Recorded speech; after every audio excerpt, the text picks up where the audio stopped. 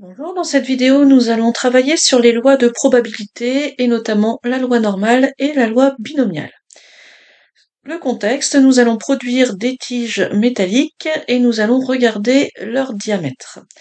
Nous avons une variable aléatoire grand X qui, en fonction de la tige, va noter son diamètre qui sera en millimètres et on observe que cette variable aléatoire grand X suit une loi normale d'espérance mu égale à 32 et d'écart type sigma égale à 0,6. On vous propose deux questions. Allez calculer la probabilité qu'une tige prélevée au hasard ait un diamètre entre 31 et 33 mm et ensuite d'aller trouver un seuil à partir duquel on est sûr d'avoir en fait 97,5% de nos tiges. Donc commençons. Tout d'abord, cette loi normale, pour aller la calculer à la main, c'est une intégrale. Alors on peut le faire avec la fonction de densité, mais ici j'ai pris le parti de le travailler à l'aide des lois de distribution qui sont déjà rentrées dans les calculatrices. Donc pour notre première question, on va traduire le fait qu'une tige soit entre 31 et 33 mm par la probabilité que grand X soit entre 31 et 33. Les symboles d'inégalité peuvent être stricts ou inférieurs ou égales, puisque, en fait, dans une loi à densité, ça n'influence pas la probabilité. On va donc aller rentrer ces informations dans la calculatrice. Pour les TI, je vous ai fait une petite capture d'écran, vous allez chercher la loi normale FREP. Pour les Casio, vous pouvez utiliser la loi normale NCD. Et on va vous demander les bornes inférieures, supérieures, l'espérance et l'écart type. Donc ici j'avais mis des valeurs autres, mais ici notre borne inférieure ce sera 31, notre borne supérieure 33, notre espérance 32 et notre écart type 0,6. C'est ce que l'on a ici dans notre énoncé. La calculatrice nous répond donc 0,904, ce qui signifie, si on veut réinterpréter un petit peu dans des termes plus habituels, que 90,4% de nos tiges auront ce fameux diamètre entre 31 et 33 mm. La deuxième question nous demandait donc à partir de quand nous avions un seuil pour obtenir une probabilité de 0,975. Alors en observant un petit peu, on se rend compte qu'ici on travaille à l'envers. On va donc aller chercher la loi normale inverse qui, dans votre calculatrice, donc pour les TI, il y a frac normal, il y a aussi inf normal. Et pour les Casio, on a la inf normale aussi. Donc cette fois-ci, ce que l'on va vous demander, c'est l'air. L'air va correspondre à la probabilité qui nous intéresse, donc 0,975 pour nous. On va rentrer à nouveau mu et sigma, 32 et 0,06, et on va aller devoir sélectionner la zone. Donc ici, nous, on voulait du plus grand que un certain seuil, donc on va aller chercher une aire qui sera à droite de notre seuil. Ensuite, en allant coller, nous obtenons comme réponse que grand X doit être supérieur à 30,824. À ce moment-là, la façon dont était posée la question, c'était avec 32 moins petit h, 32 étant notre moyenne, notre espérance. C'est pour ça que c'est lui que l'on a choisi.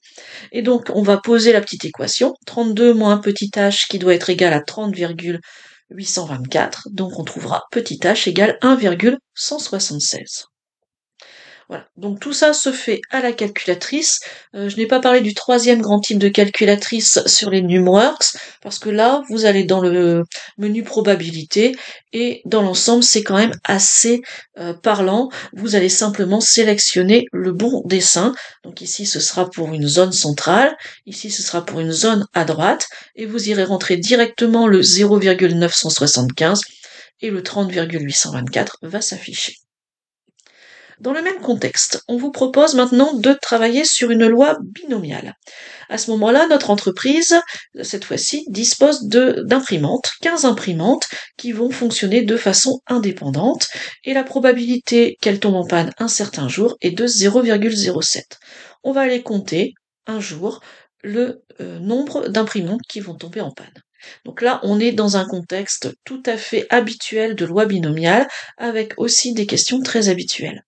À savoir, la première va nous demander de justifier qu'on est bien dans une loi binomiale en donnant ses paramètres. La petite particularité, c'est qu'on va demander aussi l'espérance de cette loi binomiale. En deuxième question, on demande la probabilité qu'exactement 12 imprimantes ne tombent pas en panne. Ce sera la seule petite subtilité de l'exercice, c'est cette négation. Et enfin, on calculera la probabilité qu'au moins 3 imprimantes tombent en panne. Donc tout d'abord, pour aller justifier une loi binomiale, vous avez dans l'ensemble les éléments qui sont placés ici. Vous avez 3 informations à donner. Parler du succès, ce que l'on va définir comme succès, parler des répétitions et enfin parler de la variable aléatoire qui a été définie.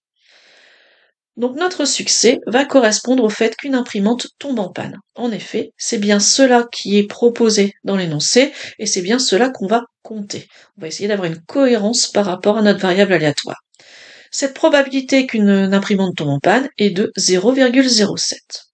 On va répéter notre expérience 15 fois, et les mots vraiment très importants de façon indépendante et sous les mêmes conditions.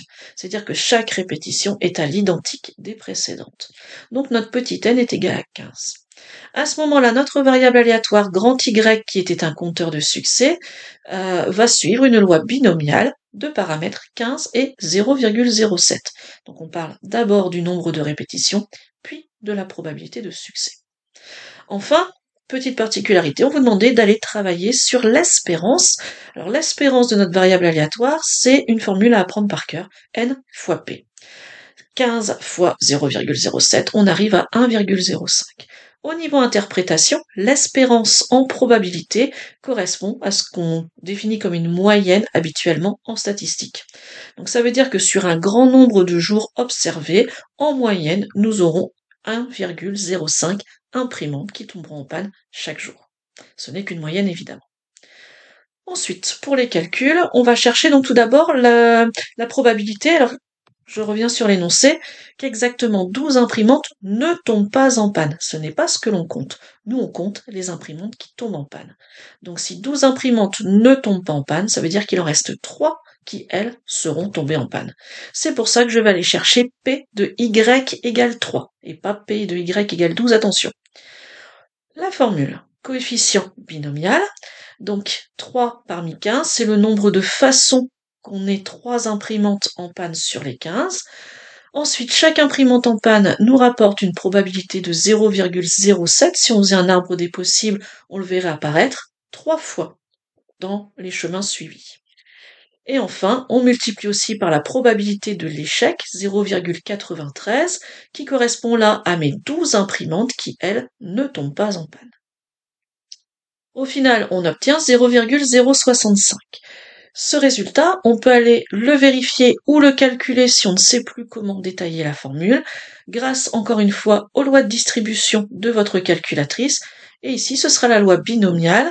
Pour la TI, ce sera la binôme FDP.